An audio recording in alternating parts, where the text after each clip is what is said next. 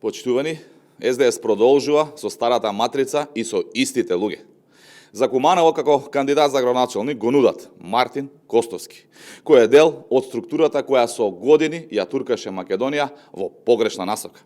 Неговото кандидирање е уште една потврда дека Зоран Заев се уште ја води партијата од сенка, а Венко Филипче е само најобичен пиун.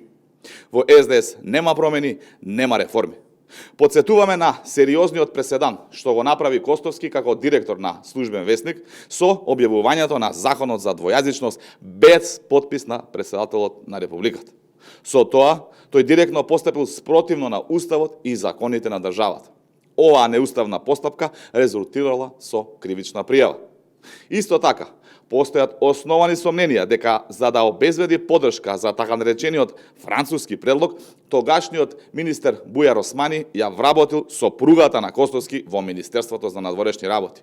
Ова представува класичен пример на тргување со влијание и политички пазар. Мора да подсетиме за инцидентот од 2017 година, кога со 1,47 промили алкохол во крвта, Мартин Костовски физички нападнал учесник на протестите за заедничка Македонија во Куманово. За ваквото однесување, кое е срамно за секој граѓанин, а не пак за јавна личност, поднесена е кривична пријава за наследство.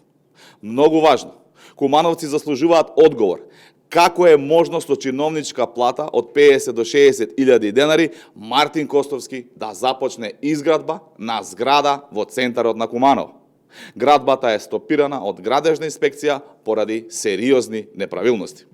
Дополнително, неговото поставување за претседател на општинската организација на СДСМ во Куманово токму од Заев, веднаш по неговото доаѓање на лидерската позиција во 2013 година, е уште еден доказ дека вистински лидер на СДС е Заев, а не Венко Филипче, кој само формално ја носи титулата претседател.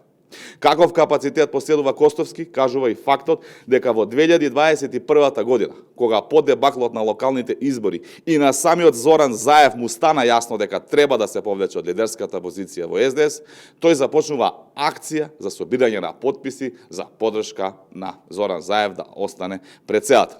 И конечно, во Кумановската чаршија за Костовски велат едно: познат е по семени вработувања и изгрижување на блиски лица. Без резултати, без дела. Само слепа партиска послушност, лични интереси и џабе потрошен 4-годишен пратенички мандат по кој и понатаму ужива финансиски привилегии преку апанажа. Куманово не сме да падне во рацете на човек со вакво минато. Куманово заслужува честност, отчетност и визија.